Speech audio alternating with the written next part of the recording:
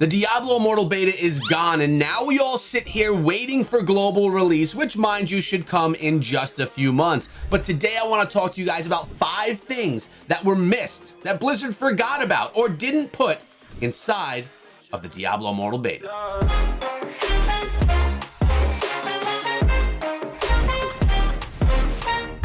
What is up, my friends? My name is Echo, and welcome back to another Diablo Immortal video. In the video here today, we're actually watching myself and Nemo run some rifts when I was using the Monk, which was a ways ago, and it reminds me that I really do love the Monk class. Probably the best movement inside of the game. I don't know, I miss it.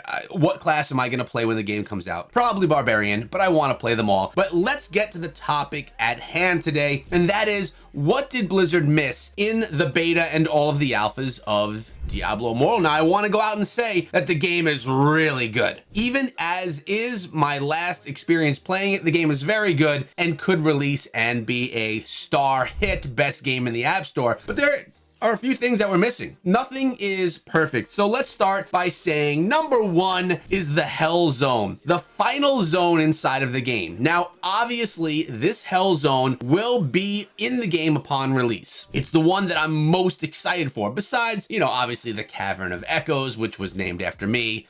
Not really, but I tell everyone that. But the Hell Zone is the final stage. It's the one that should be the darkest, the most difficult, with those brutal enemies. And it wasn't in the beta. It was put aside, probably because development of that zone was not 100% complete. They did bring us the Necromancer in the final beta, but they did not bring us that Hell Zone. It's one that I was highly anticipating, that I would have loved to have seen, but it wasn't there. Will it be there on release of the game? Yes, it will. So far, one of the 5, I'm not even worried about. Number 2 on today's list is balanced PvP. Here goes Echo again on his PvP rant. I hear you over there. I know what you're saying, but I won't go too deep into the rant. There was PvP, but it was, in my opinion, a shell of PvP. It was not finalized. There was no balancing between any of it. It was just, you kind of just all go in, no matter what your rank, and you go battle, and there was only really one gameplay style, an objective-based gameplay style.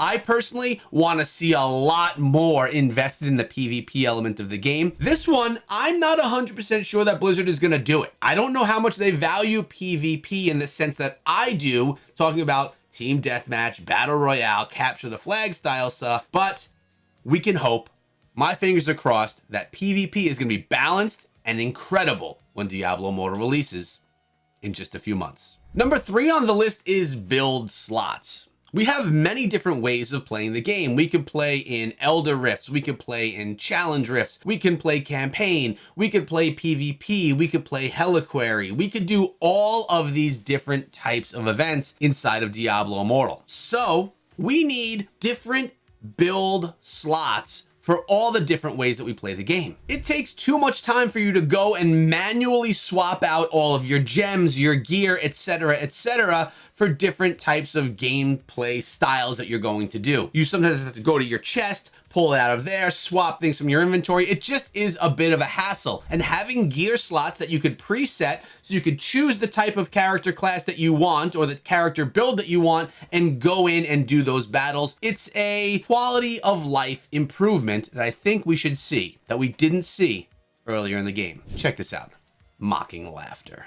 Number 4 is matchmaking, which is kind of the same as balanced PvP, but I would love to see an actual matchmaking system inside of the game. One where you can queue up and you could find opponents and go into battle. Not the way that it's currently set up, where you kind of go show your interest and then in a few minutes it calls you in and said the battle is ready. No, I don't like that. I want to see, just like we see in Call of Duty Mobile, where you go in, you queue up, you get teammates right away, and you go into battle. You'll have those build slots available as well, so you can choose the builds that you want, and it's only going to be available from the level that they offer. You won't be able to use your specific gear. This will be a balanced matchmaking system where you're matched by your win-loss rate and by your skill. That's really important. This is the part of the game that shouldn't depend on the gear that you grind over the hours and hours and hours that you play, but more focused on skill. The gear that you grind and all that, make that another system, another element of the game, but we need matchmaking for more of the casual players that won't be spending hundreds of hours playing this game on a monthly basis. Something we didn't see inside of the game were skins, right? We saw ways that the characters' skins would change through different upgrade mechanics inside of the game, but there was nothing in the shop to purchase skins, to spend real life money and buy a skin for your character class. Now, if we think of a game like Brawl Stars, there are skins available every single day where you could spend your gems, which come from real money or from seriously grinding, and you could buy cosmetics just to change your look. I love that the ability to change your look is inside of Diablo Immortal. Through the upgrade mechanics, they put that into the beta that we just went through, but it isn't something that's accessible for all players. It's accessible for the large grinders, the big players, the big dogs. But really, if they really want to make money, make skins and cosmetics available to everyone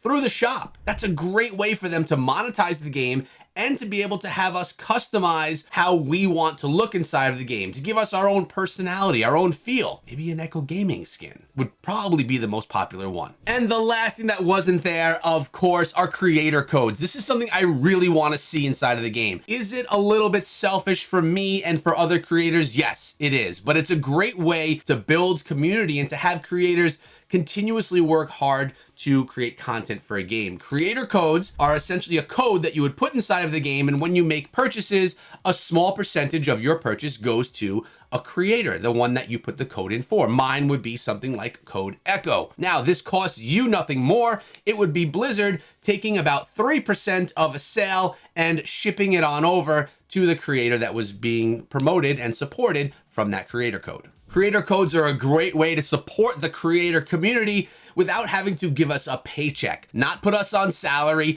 but really, give back. And it's a great way for the community to give back and to say thank you to their favorite creators without actually having to shell out any extra cash for donations during streams or anything like that. When I play my Supercell games, this is an element inside of the game. Is it anything huge? Of course not, but it's a little something that comes from time to time that's a thank you from the community, a thank you from the developer, and it really does help keep your morale up as a creator, especially during some of the slow times. And look at that, another legendary weapon, one-handed T-bar. So those are my 5, or actually my 6. Let me know in the comment section below what you think of my list. Is there anything else that Blizzard missed on their beta journey that you would like to see them pick up before the game releases in just 2 or 3 months? That's my hope, guys. Let me know your thoughts in the comment section below. While you're down there, make sure you subscribe to the channel and ring the bell for regular Diablo Immortal videos and even covering some other action RPGs on mobile. I appreciate you.